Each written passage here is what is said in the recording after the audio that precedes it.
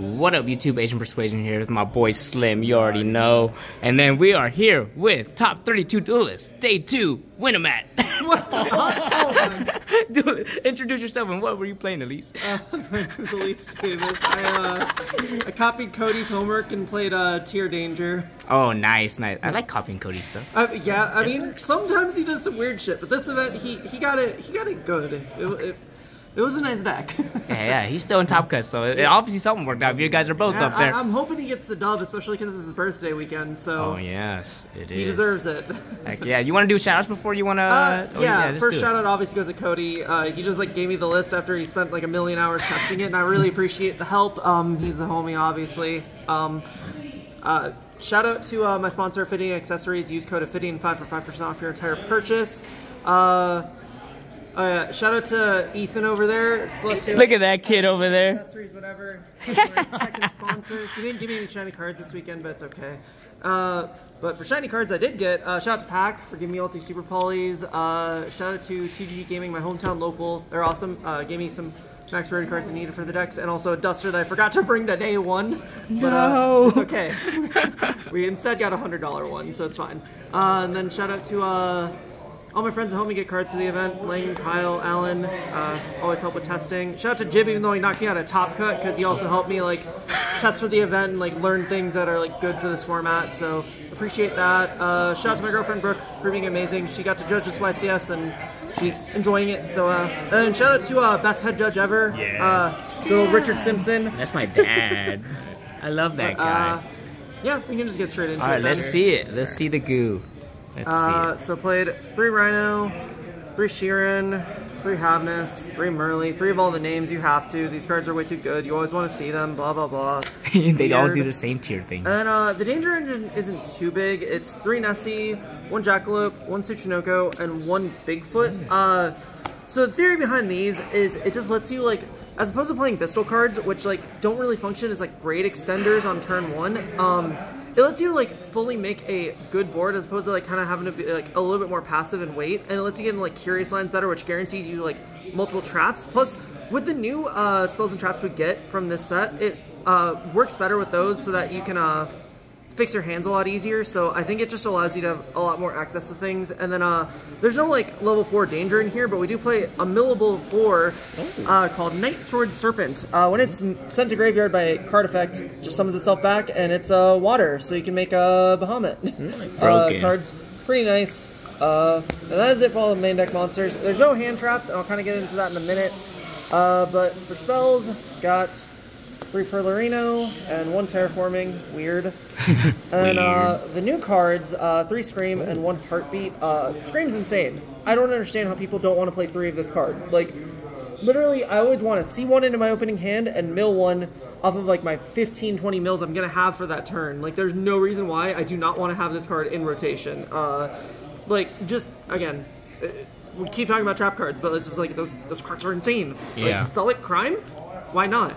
Yeah. But it also just gives you more interaction points during your opponent's turn because it triggers off of your opponent summoning too. So and then lowering their stuff by 500 is pretty nice. And then the 1 Heartbeat, it is mainly just to add back a trap from grave. So it lets you mill your Sulik and then add it back, and then you can just focus on adding crime off of the Scream or something. So hard activating it only comes up once or twice, but you always this is one of the main cards you send off Curious, because usually you'll mill a Sulik and then add back and then send this add the the Sulik back, so it's really good utility factor. And then like I said about no hand traps, but we do play board breaking cards instead with 3 Dark Rulers, 3 Super Poly.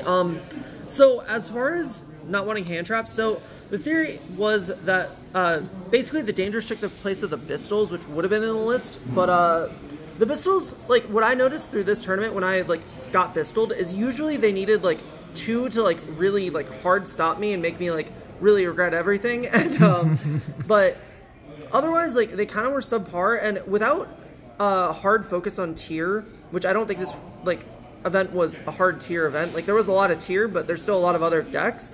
The Pistols have less value overall in the long run, so it just made more sense not to play them. And then with having so few main deck going second cards, you kind of just want the good ones, and Super Poly is the only one that can out Dweller. And then Dark Ruler just takes care of every other deck, so otherwise, with a low hand trap count, you want everything to be more impactful as possible, so these cards just made sense. And played 1 instant, 1 foolish, 1 called by, 1 upstart. Cody always tries to bully everyone into playing this card, and I don't think there was a 40th card that would have been better, so 39 cards is nice. And then for the traps, 2 Sulic, 1 Crime. This is main deckable now because you can like so much easily search it, and like there's so many like so often you end on Sulic Crime, so I think it's just too nice. Plus with like pistols, having Crime Centigrade is like still really good. And that's it for the main deck 40 cards. Let's go. Easy. And then for extra deck, only play 1 Kalos. So it just was the fact that like room is just devoted to other things, and then since you always make the Rue Kalos, you always like get the kit Kalos back in rotation. So it's usually fine. It's only come up like once or twice where I wish I had the second kit, but I usually found a way to play around it, and it usually was never too big of a problem. Cody never missed it, so that's what it is. And then yeah, Rue Kalos is obviously good. Kaleido, standard, and then Garura, Muddragon, and Dragon Spelia. Nothing special there. And for links, we got the Elf, Sprind, Dark Tremor, Curious, Apo, and Underworld Goddess. So, Underworld Goddess, there was just like no other like better link that was going to help deal with like those problematic cards like that. So it just made the most sense to play that as opposed to other things. And like, there's very easy ways to like just get into this, still have a lot of monsters, and be able to go for games. So it's really nice to have. Curious is one thing that a lot of like tier decks aren't going to be playing right now if they're playing a lot of pistols, because you can't like as easily Curious with them. So being able to make Curious a lot easier in this deck because of the dangers is really nice. So yeah. And Apo is like the card I made the least, but I think you still need to have it because like going Curious into Apo is still like a really big thing. So yeah, it is nice. And then for the XYZs, 1 Dweller, 1 Bahamut, 1 Toad. Yeah, you go into this so much easier now with the Night Sword, and like this is what I make blind because it's just better blind, and yeah, these cards are good though. Now this deck's summoning Toad on me. Exactly. Yeah. What's going on, Alyse? Well, plus like getting back the Rhino is always really good, and like one other cool thing that exists now with Rue Kalos existing is so Rue Kalos makes it so other Aquas can't be destroyed by battle on your side of the field. Oh, so your Toad gets protected, so if they try and like get rid of it before they make a play, they just can't, and they just cry. Yeah, I would cry if I tried to attack that. But for the side deck, only played 2 Sphere Mode. I wish there was a third, but we made the concession to either play 3 of this or 3 Mine, and just felt like the Mine was going to be better overall. I'll get into the Mine in a second, but I wish it was a 3rd Sphere Mode. And 1 Ladybug, Weird Time. Weird.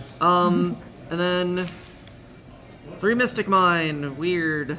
People clapped when I activated this in the feature, but every time I activated this card, I lost that game. So this card is like pretty average, but like it in theory makes the most sense again with like low, like no hand traps and like board breaking, and like it's just the card that made the most sense. But I think it, I don't know what it could have been otherwise, but not mine. But probably still could have been, I don't know. And then for back removal, double Cosmic, 1 Duster. It was a 3rd Cosmic originally, but just having the blowout's really nice. And then 3 Evenly, but this card goes against like every deck now. Weird. Then last card in the side deck is 3 Skill Drain. So Cody wanted some form of Floodgate in the deck still, and Eradicator doesn't really work in this version of the deck because we're playing Dangers, not Pistols, and Pistols really thrive well off Eradicator. So the next best thing that we could think of was, or that he thought of, was Skill Drain, just because it stops everything but the Tier Mirror, and your main deck is already catered enough to beat the Tier Mirror that like just having that blowout against every other deck is still just really nice to have. So yeah, card was decent.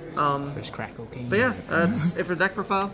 For sure. Awesome. Well, congratulations on getting the day 2 winner, at least. Hey, one day I'll break the curse. You'll break it. It was in your backyard. I'm proud of you doing very well at this event. Appreciate and I it. appreciate the deck profile. Yeah, of course, anytime.